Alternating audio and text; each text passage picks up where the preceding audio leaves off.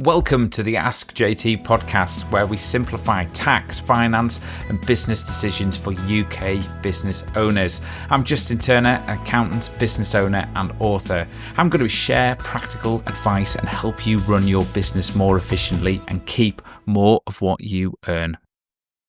Hi, it's Justin from Ask JT. Today's episode's a little bit different. It's not about tax or business strategy. It's actually a cautionary tale. It's a true story of some of my clients from the accountancy practice that I run, how they nearly lost everything because of poor financial advice. They trusted someone they thought was a professional, and it almost cost them £50,000.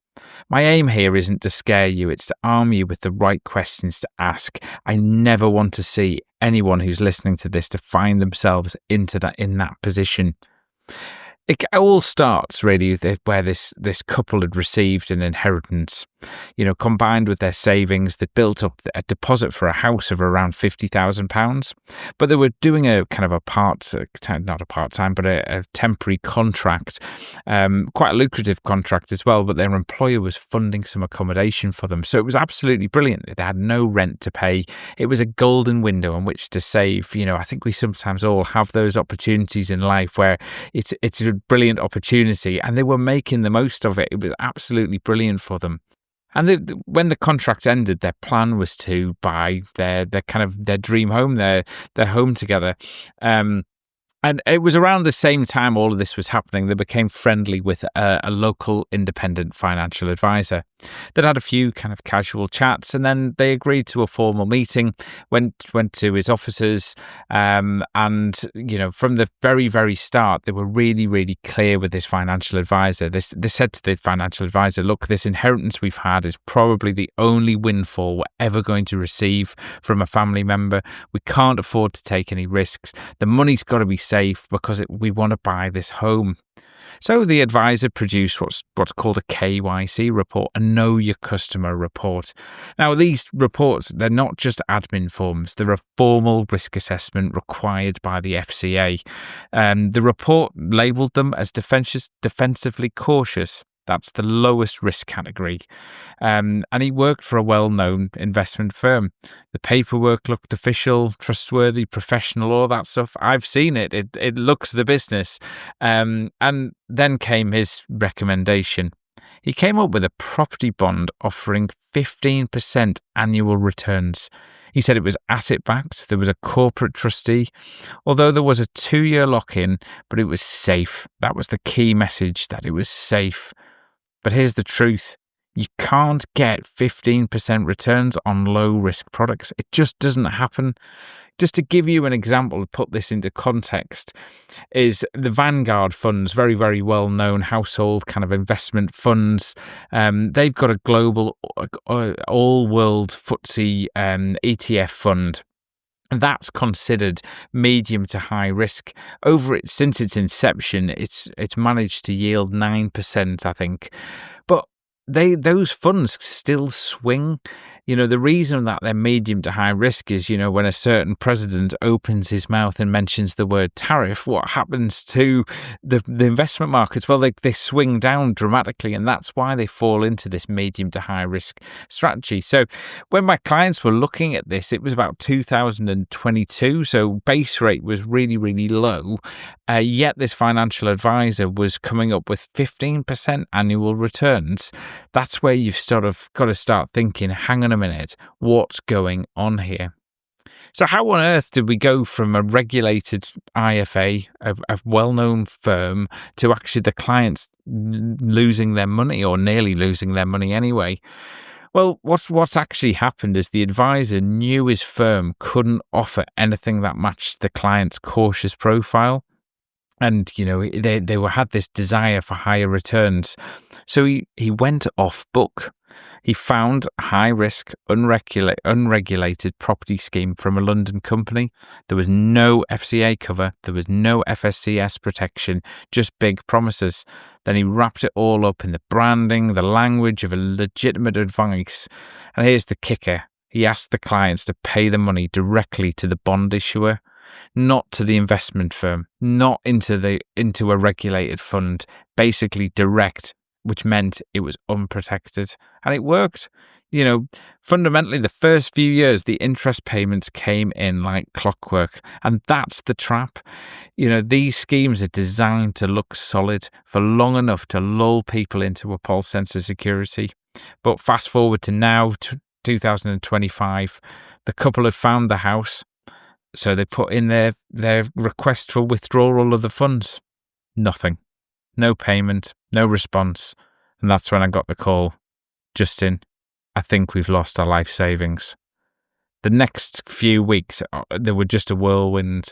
I fought so hard for these clients, like unbelievable. I pulled every single string that I knew how to pull. I reviewed all their paperwork.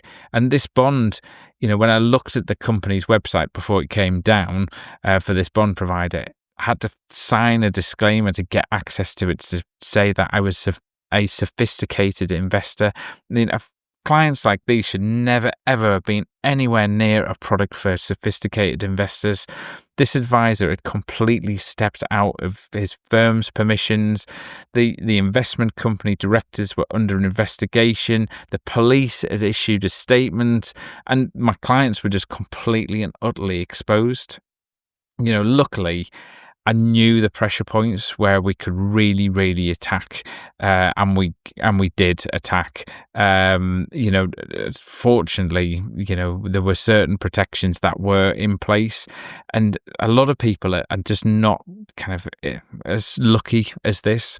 If we hadn't had that KYC report, I think the outcome would have been very, very different. I think that's a message there as well. Is make sure you've got things like that in place. So I tell you what, I've got some 5 quick lessons just to wrap things up, I suppose, just to kind of help you understand whether an investment is legitimate. And here they are. Number 1 is a logo does not make it legitimate. Branded reports are no guaranteed you're inside a regulated relationship. Always ask this question: is this investment part of your firm's official offering? Also, just as I've said before, is make sure you've got something like that KYC, that Know Your Customer report. It is part of your protection. It's part of your kind of safety net that you're building up through this kind of relationship that with an IFA. And that's really where we managed to produce this KYC report, went to this firm and said, what's all this? You're one of your advisors has produced this KYC report. And they said, we've no idea. And to be fair, it took them a while to kind of look into it and come back to us. But they did come back to us and say, yes, there's a major problem here. Number 2 is, asset-backed is not a safety net. Just because someone is saying, oh, it's backed by property, doesn't mean it's safe, especially if it's unregulated. Asking questions like, is this an unregulated investment? When you say it's backed by assets, what do you mean by that? And I think that's sometimes a worrying thing where someone's saying it's asset backed. I think it's almost trying to justify it as well. Third point, that kind of key things that you need to take away from this today is good advisors welcome tough questions. They absolutely do. If someone's deflecting by saying something like, oh, well, I do this myself, or, you don't need to worry, I've got loads of clients doing it. That's not a proper answer to a question. Ask some really tough questions. I often say to clients in my accountancy practice, I was like, I really want you to question my numbers. I find it uncomfortable where clients just rely on me completely and they're not looking over their profit and loss and their balance sheet. And the same is true with financial advisors. I work with some super financial advisors. I tell you what, they're brilliant when it comes to this stuff. You ask them some really tough questions, they're like, bring it on, come on, ask me another one. All they want to do is they want to demonstrate how good they are, how you can rely on them, and they'll say things like, I want a nice steady return for you, I want to build a long-term relationship. That's exactly what you want to do. The fourth point is trust the process, not just the person. I think, building personal relationships, I think, are really, really important with professional advisors. I've got brilliant relationships with my clients. I really enjoy the job that I do. And I like this case I'm talking to you today, I fought really, really hard. I committed a lot to these clients. I was not prepared to see them lose that money. That's what a relationship about. But remember, friendship isn't accountable.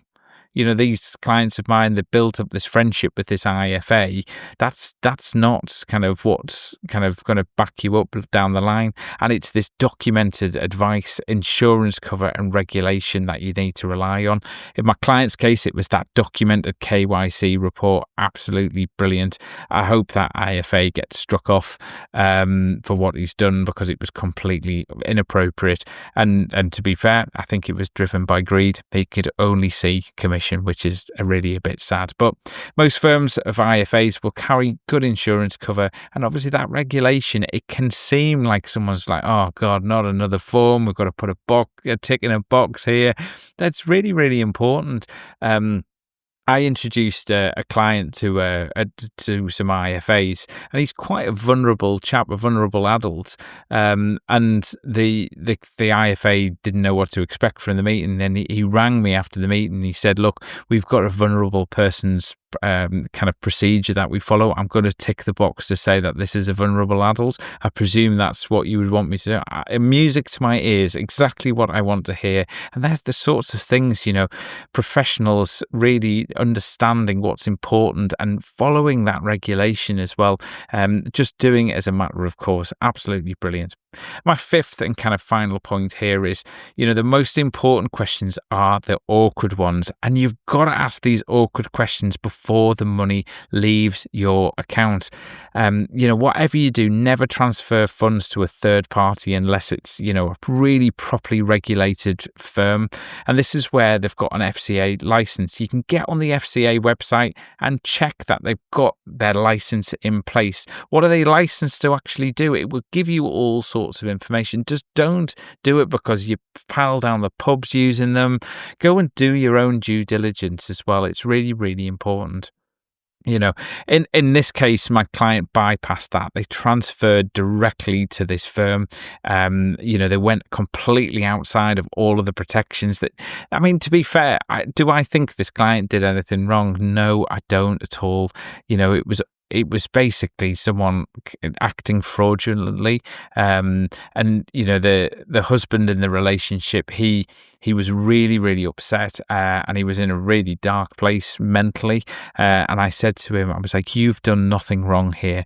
You've been defrauded fundamentally, and it could have happened to anybody because this was very, very sophisticated. But because certain things had happened along the way, we were able to give them a good outcome. Unfortunately, I've not seen good outcomes on all of the cases I've worked. In fact, I think this might be the only one where I've seen a total full recovery of money.